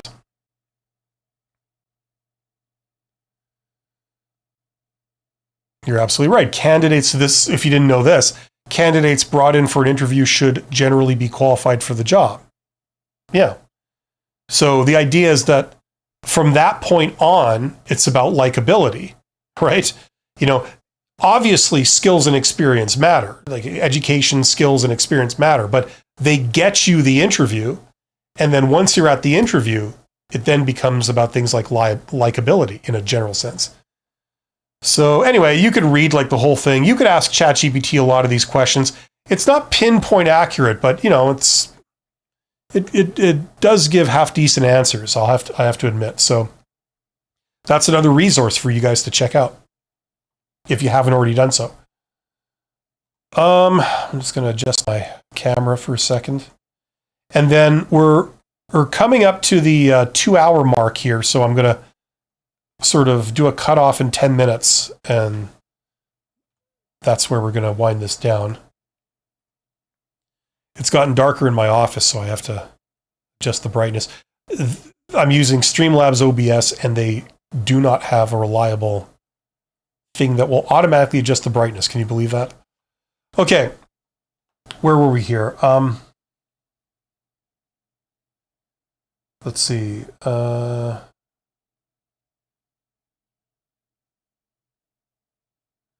Okay, were we here? Anime says, especially when he refused to give me their budget. His next question was, yeah, okay. Duma says, okay, thank you for the info. It's appreciated. What do I do to expand my job searching and my skills? Okay, so that was what we were talking about just there. I don't know if that was a great answer or not, but hopefully that helped a little bit. Fish Ship Employee says, my answer for when they ask salary expectations is to slip off like, I still don't have enough information about the role, the benefits, and I'm looking for a good opportunity more than a paycheck. Okay, well, that's not the worst thing ever, but you got to watch that they don't take offense to that, because when you say, like, I don't have enough information to make a call, a lot of times they can get upset with that because they've given you as much information as they feel they need to for you to make a determination, right? Now, regardless of the reality, they think they've done this, right? We all know that they probably haven't done this because you still don't know a lot of critical things. It's impossible to make a determination based on like a job posting that's like maybe a page and like half of an interview. You don't know if it's going to be a great job or a terrible job. You have no idea. Things like, are there opportunities for advancement and stuff? I mean, there's so much involved in this, So just be careful by saying, like, I don't have enough, information, stuff like that. That can maybe backfire a little.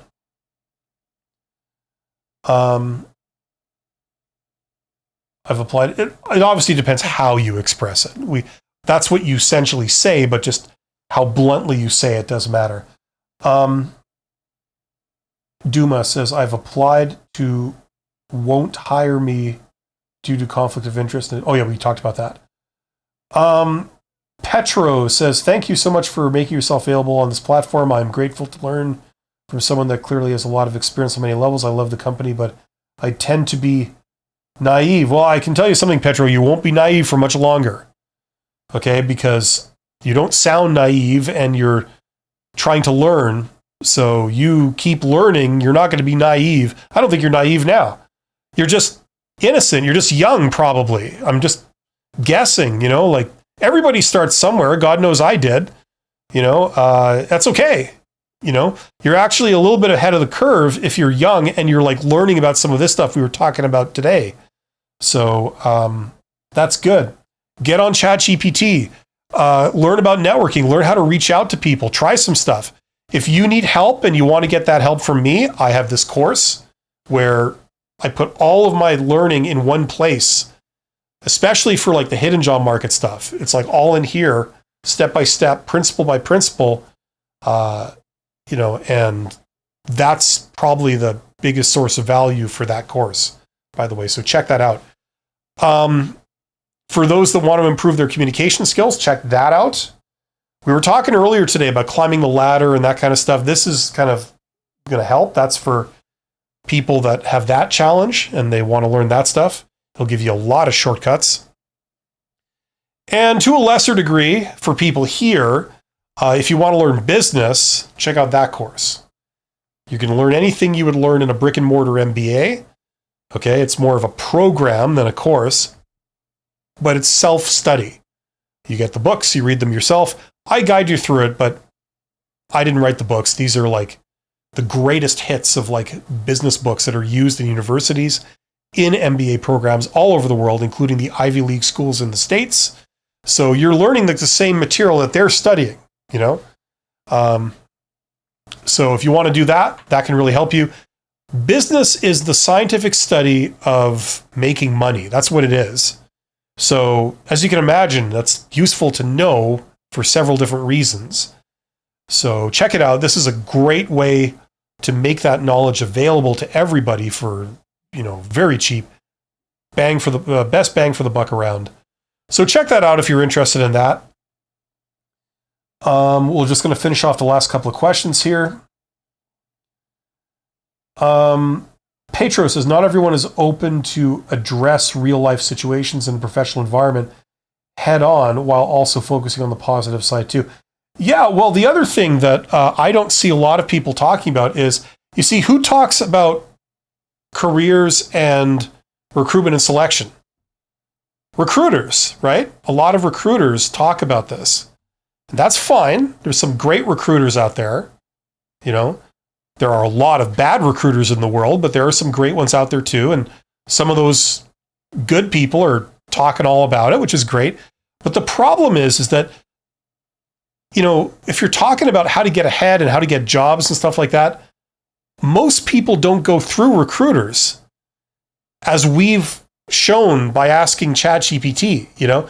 Recruiters deal with posted jobs. That's their function, right? They are paid to find candidates that match a list of requirements. That's what their job is. Okay? That's why you hire a recruiter, or that's why you employ them internally in a company, But the thing is, as we've established, a lot of hiring and a lot of selection comes through things like networking, where you don't have to go through recruiters. They're not any part of that process. And if you do deal with recruiters, they're clerks. The hiring manager has already made the decision to hire you. The recruiter comes in just to draft up like an employment contract, get it signed, do background checks, check references, et cetera, just all the grunt work, So there's a lot of recruiters talking about how to get a job. It's coincidental how everything they mention is going through a recruiter, So that's the problem.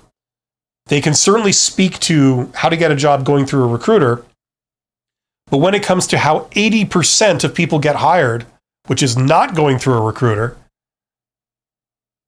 they can't really speak to that as well, and they have a conflict of interest in telling you, oh, you don't need a recruiter. Don't go through a recruiter. That's what I found.